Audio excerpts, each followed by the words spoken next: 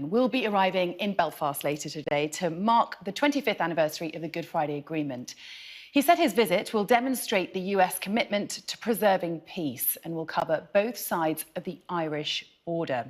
So let's have a look at Joe Biden's schedule. The president will land in Belfast on Air Force One later tonight. Then tomorrow, he'll meet Rishi Sunak and Northern Irish political leaders. The president will then fly to Dublin. He's also expected to visit Carlingford in County Louth, from where his great-great-grandfather emigrated to the US in the 1840s.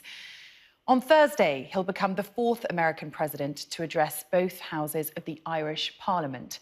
And in County Mayo on Friday, President Biden will give a public address from Ballina, the ancestral hometown of another great-great-grandfather. Our Ireland correspondent Stephen Murphy has the latest now from Dublin. Great excitement in Ballina, of course. That's the sort of climactic finale to the whole week's events. That's really a place very close to Joe Biden's heart. He was there as Vice President in 2016 and got a hero's welcome. There's a huge mural of him in the town there. And he'll be speaking there on Friday evening to round off the week's events at a cathedral built with the bricks supplied by his great-great-great-grandfather, Edward Blewett. And they only recently discovered that, so they'll be keen to show that off to him. It's a real homecoming that's being built up. But before that, of course, we'll see him arrive in Belfast, as you mentioned there, this evening, and then he will have that bilateral meeting with the Prime Minister tomorrow morning. And we are understanding that he will meet in some format with the 5 leaders of the main parties in Northern Ireland, because, of course, this trip to commemorate the 25th anniversary of that seminal peace agreement in Northern Ireland has been overshadowed by the lack of a functioning assembly and executive at Stormont. So he doesn't have the option of addressing Stormont, as he will address the Irish Parliament, both houses, here in Dublin later in the week on Thursday. So he is hoping, we presume, and from the soundings that we've been getting from the White House, to give some sort of energy or some sort of impetus to that stalled process. We're still awaiting the DUP's verdict on whether or not they can work with the Windsor framework and eventually go back in to a restored, devolved government at Stormont. Of course, all of that is still some distance away, but Joe Biden and the US administration, which is so heavily invested in the success of the Good Friday Agreement, will be hoping that this visit will inject some sort of impetus into that process. It's a shorter trip than we first originally expected in Northern Ireland. Just the one public event at Ulster University, opening its brand new campus in Belfast city centre tomorrow. There's a huge security operation already in place in Belfast, with many city centre streets already closed off, and then we expect Air Force One to touch down in Belfast quite late this evening, so we may not see much from Joe Biden until tomorrow. Stephen Murphy. In Ireland.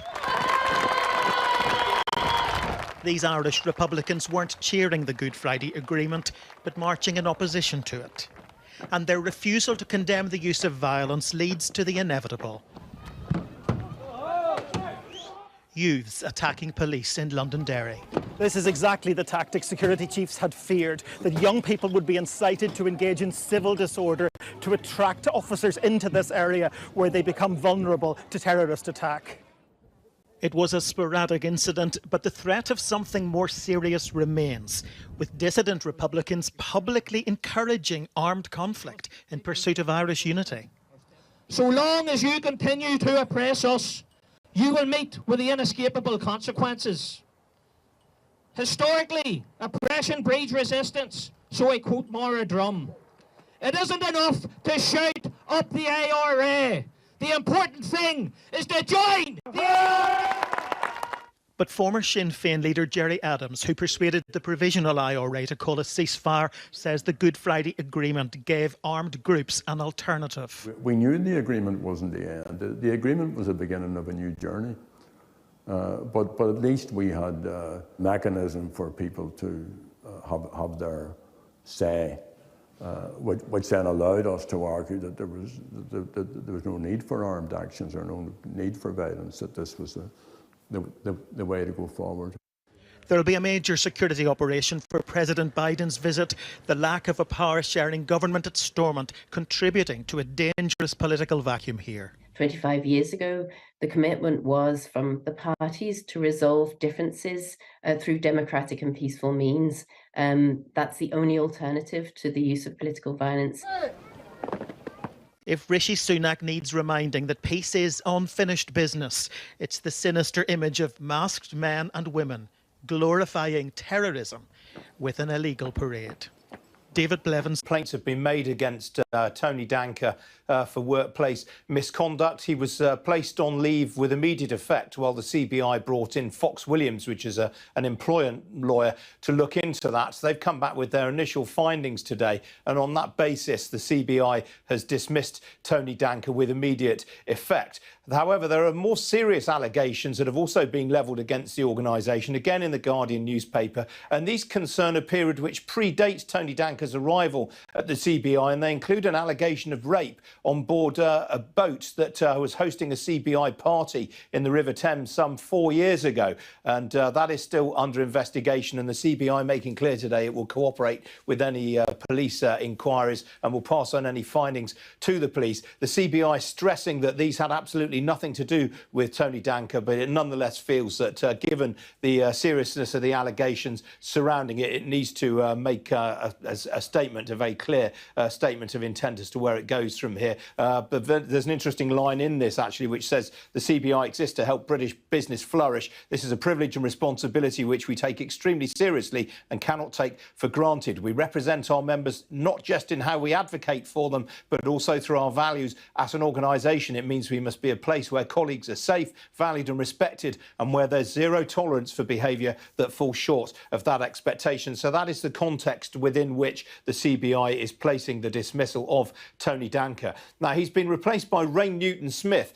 She's currently the Managing Director in charge of Sustainability and ESG, that's Environmental, Social and Governance at Barclays. She was, however, previously the Chief Economist at the CBI, worked with some distinction in that role. She's being brought back as the new Director General of the CBI, and in the meantime there are other measures afoot. The President of the CBI currently is Brian McBride, the former chairman of Chief Executive of Amazon here in the UK. He's made very clear that he wants to establish a new role of Chief People Officer, which will report directly to the CBI board in terms of how they're managing HR and governance issues in the future, how they're making the CBI a more effective and friendly workplace for its employees. But I think the broader context to this is that there's been a lot of rumbling over the last month or so since these allegations were given an airing as to whether the CBI has outlived its usefulness as an advocate for British business. I think the CBI, in acting in this way today, very, very decisively, is trying to draw a line under this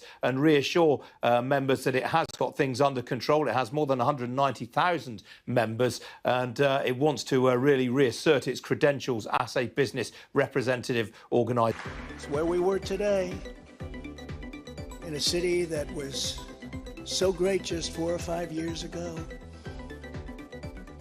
But now we're there, spent time there today, as you possibly read, with a local failed district attorney charging a former president of the United States for the first time in history on a basis that every single pundit and legal analyst said, there is no case, there's no case.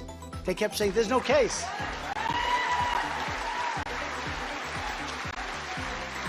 Virtually everyone. But it's far worse than that, because he knew there was no case. That's why last week he delayed for a month and then immediately took that back and threw this ridiculous indictment together. Came out today, everybody said, this is not really an indictment, there's nothing here. My lawyers came to me and they said, there's nothing here, they're not even saying what you did. The criminal is the district attorney because he illegally leaked massive amounts of grand jury information, for which he should be prosecuted, or at a minimum, he should resign. And Alvin Bragg's wife confirmed a report that claimed her husband has Trump nailed on felonies. She has since locked down her Twitter account.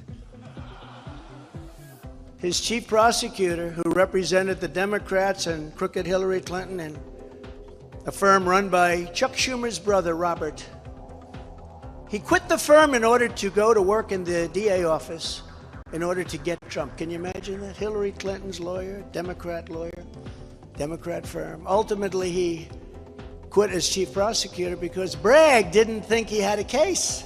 Think of that same guy that brought this ridiculous thing today. Yet during his investigation, this prosecutor named Mark Pomerantz wrote and published a book saying all sorts of privileged things and has been very strongly reprimanded. He was reprimanded so strongly. I've never seen anything like it. I've probably the end of it. But what he did was probably very illegal. But he was very, very strongly reprimanded. Even District Attorney Bragg was furious with him. They were having a tremendous fight in the office because of it. But hope is never lost because various prosecutors in the DA's office also quit because they thought President Trump was being treated very unfairly. How about that? Isn't that great? Oh, I love them. I'd like to meet them. I'd like to meet them. The DA's office even had a web page. Meet the team of executives who have done this to President Trump. That was the title. Isn't that nice? They immediately had to take it down. Meanwhile, overall crime in New York was up 30% last year, much more than that the year before, with felony assaults, robberies, and burglaries all up by massive, massive numbers. Not the same place that I know, not the same place that you know. And this is where we are right now. I have a Trump-hating judge with a Trump-hating wife and family whose daughter worked for Kamala Harris and now receives money from the Biden-Harris campaign, and a lot of it. We recently had another trial, and the same judge told the fine man who worked for me for many, many years that if you admit your guilt, you will be in jail for 90 days. But if you don't, if we go through a trial and you're found guilty, you're going away for 10 years and maybe longer, which for a 75-year-old man with a great family really means life. What the prosecutors and judge did to that man, I will never forget, because it's right out of the old Soviet Union. That's where we are. They said, you say anything about Trump, meaning that's bad, and you won't even have to serve the 90 days. You'll walk free. And they say that to many of my employees. We have this Jack Smith lunatic threatening people every single day through his representatives. They're threatening jail terms. But talk about Trump and you'll go free. This is where we are as a nation. Who would have thought? They can't beat us at the ballot box, so they try and beat us through the law. That's the country in which we live, however, right now. The USA is a mess. Our economy is crashing. Inflation is out of control. Russia has joined with China. Can you believe that? Saudi Arabia has joined with Iran. China, Russia, Iran, and North Korea have formed together as a menacing and destructive coalition. Would have never happened if I were your president. Would never have happened. Nor would Russia attacking Ukraine have happened. All of those lives would be saved. All of those beautiful cities would be standing. Our currency is crashing and will soon no longer be the world standard, which will be our greatest defeat, frankly, in 200 years. There will be no defeat like that. That will take us away from being even a great power. If you took the 5 worst presidents in the history of the United States and added them up, they would not have done near the destruction to our country as Joe Biden and the Biden administration have done.